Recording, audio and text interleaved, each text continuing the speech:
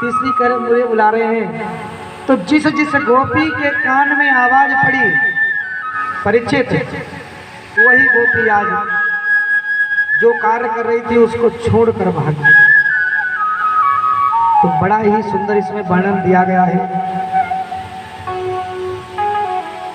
एक गोपी गाय को दूह रही थी परीक्षित, और गाय को दूहते समय जैसे ही मुरली को सुना तो दूध का बर्तन वहीं पटक दिया और दौड़ी कृष्ण से मिलने चली आई। दूसरी गोपी जो है अपने बच्चे को दूध पिला रही थी, और जैसे ही उसने बंसी की तान सुनी तो महाराज बच्चे को वहीं पलने में छोड़ दिया, दौड़ी दौड़ी भागी चली। ये प्रेम था इसका। तेरी बंसी पे जाऊं बलिहार रसिया, मैं तो नाचूंगी तेरे दरबार रसिया। यही भाव में आज गोपियां हैं। गोपियां कहती हैं आज मैं बहुत सौभाग्यशाली हूं जो मेरे गोविंद आज मुझे बुला रहे हैं। हम आप लोग भी बड़े सौभाग्यशाली हैं जो भगवान की इस मंगलमय चर्चा में आज सम्मिलित हुए हैं। देखिए हमारा ये क्षणभंगुर जीवन की कलिका कल प्रातः जान खिली न खिली, रटले हरिनाम अरे रसना, फिर अंत समय पे हिली न हिली। तो महाराज ये जीवन की कलिका है, ये पुष्प हैं अभी खिले हुए हैं, पता नहीं कब मुरझा जाएंगे, कब इनका अंत हो जाएगा कोई पता नहीं है जीवन। इसलिए हम आप लोग हमेशा सोते जागते बैठते नारायण नारायण नारायण नारायण, राधे राधे राधे, राम राम राम राम, सीता सीता, इस प्रकार का हमेशा चिंतन करते रहे। ऐसा मानना चाहिए। और इस प्रकार से जब जीव का चिंतन होगा तो वही भाव गोपी का आ जाएगा। जैसे हम संसार रूपी अपने इस प्रेम को छोड़कर जो गोविंद के चरणों में लग जाते हैं तो ये संसार सब अधूरा सा लगता है, ये संसार बेकार लगता है, ये माया सब बेकार है। ये हर किसी के ऊपर एक चश्मा लगा हुआ है। जय हो। किसी को काला चश्मा है, किसी को लाल है, किसी को नीला है, किसी को सफेद है। तो उसी प्रकार से जीव को अलग अलग दर्शन हो रहा है इस संसार। लेकिन जिस दिन हम अपने चश्मे को उतार देंगे और प्रेम रूपी भगवान नाम रूपी चर्चा का एक चश्मा पहन लेंगे, उसी दिन गोविंद हमें दर्शन देंगे। आज गोपियां जो हैं वो तन्मय हैं। महाराज एक गोपी ने क्या किया, अपनी आंख में काजल लगाया, श्रृंगार कर रही थी, और जैसे ही भगवान की बंसी को सुना, गोपी ने कहा गोविंद मुझे बुला रहे हैं। वो दूसरे आंख में काजल लगाना ही। फिर बड़ा सुंदर भाव आया। एक गोपी लहंगा पहन रही थी, और जैसे ही लहंगा की साड़ी पहनी, और महाराज साड़ी पहनने के बाद बाकी वस्त्र पहनना भूल गई। एक गोपी महाराज भोजन बना रही थी और भोजन परोस रही थी, मुरली की तान सुनी तो महाराज अब मुरली को सुनकर उसकी परिस्थिति ऐसी बन गई। पति ने कहा कि कहाँ जा रही है, थोड़ा दाल में नमक दे दे। तो महाराज नमक इतना दे दिया कि दाल ही बेकार हो गई।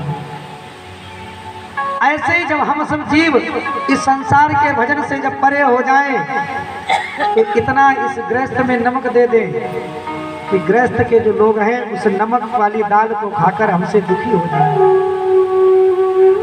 वही आनंद है आज इन गोपियों का। एक गोपी ने जब देखा कि मेरे गोविंद जो है मुझे बुला रहे हैं और मेरे पति मुझे आज जाने नहीं देंगे, और उसके पति समझ गए चली जाएगी। महाराज गोपी की ऐसी स्थिति है गई, आज उसको बाके पति ने कमरे में बंद कर दियो, और जैसे ही कमरे में बंद कियो तुरंत ही गोपी कहने लगी हे परमेश्वर पति, आप मुझे कमरे में बंद कर सकते हो, लेकिन मेरा जो हृदय अंदर रूपी आत्मा है इसको आप बंद नहीं कर सकते हो। तब जाकर महाराज सुखदेव जी कहते हैं कि कृष्णम विदु परम कांतम न तो ब्रह्मतया मुने गुण प्रवाहो परमस्तासं गुणद्याम कथम। इन गोपियों का जो कृष्ण के प्रति अनुराग है, जो प्रेम है महाराज, भागवत में वर्णन है कि वो प्रेम प्रिया प्रीतम जैसा है।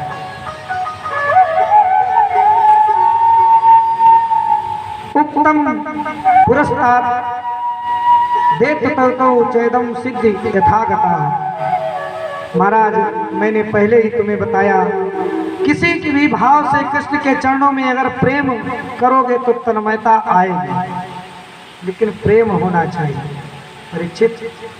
नकली प्रेम नहीं, तो प्रेम बंदरिया को, बंदरिया बहुत प्रेम करती है अपने बच्चे से, और जब भोजन करने बैठती है तो थप्पड़ मार देती है ऐसे करके।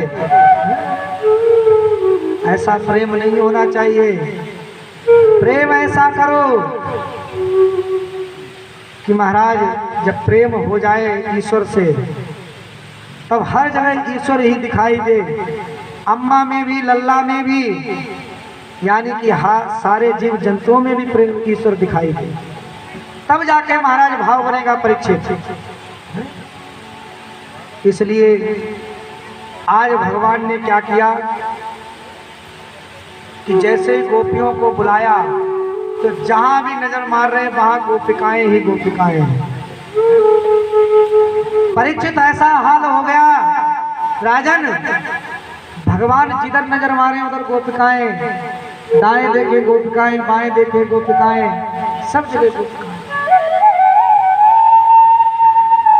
आज भगवान ने कहा कि अब आ गई हैं तो उनका स्वागत भी करें। जैसे हम आपके दरवाजे आए हैं तो आप हमारा स्वागत करते हैं, और स्वागत ना करो तो अपराध हो जाएगा।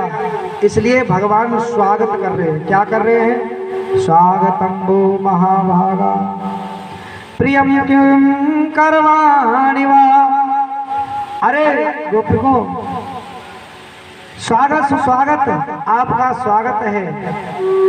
तो गोपियों के मन में बड़ी प्रसन्नता हुई। हम आपका सम्मान करें तो आप बड़े खुश हो जाएंगे, और सम्मान न करें तो बड़े दुखी हो जाएंगे।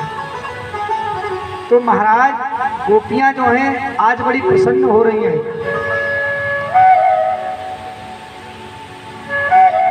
स्वागतम वो महाभागा, लेकिन स्वागत करते करते कि मेरे गोविंद मुस्कुराकर का आप आई हो तो स्वागत की बात आई है, लेकिन मैंने तो तुम्हें बुलाया नहीं, आप कैसे आ गए?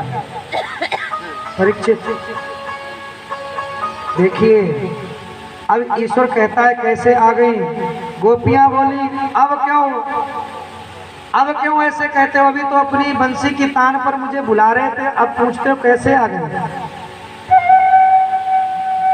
राजन ऐसा घोर रूपा घोर सत्तो निवे निसेविता प्रत्यताम ब्रजम में हम।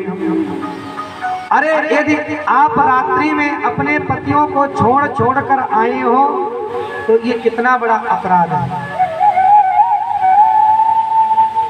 देखिए भगवान जो हैं वो पहले संसार के जो जीव हैं वो भगवान से जब अटैचमेंट करते हैं तब भगवान ये कहते हैं कि पहले तुम अपने परिवार से पूछो और पूछने के बाद तब हमारे यहाँ प्रवेश करो इस राशि में। लेकिन तुमने ऐसा नहीं किया। अरे जब हम कहीं तीर्थ स्थान मंदिर में जाते हैं तो सबसे पहले आज्ञा लेते हैं कि अब हम जा रहे हैं दर्शन करने के। लेकिन प्यारे जो भक्त होता है वो कभी विचार नहीं करता, ये नहीं कहता है कि हम कल वृंदावन जा रहे हैं। अचानक में ही तैयार हो जाता है परीक्षित कि वृंदावन जा रहे हैं, और पहुंच गए तो वो उसी स्थिति में गोपियां हैं, वो कृष्ण से मिलने आई और भगवान कह रहे हैं तुम्हारा जब तुम आई हो तो मैंने स्वागत कर लिया है, लेकिन मैंने तुम्हें नहीं बुलाया है। अरे तुम अपने अपने पतियों को छोड़कर आई बताइए, पति धर्म बड़ा होता है कि मैं बड़ा हूँ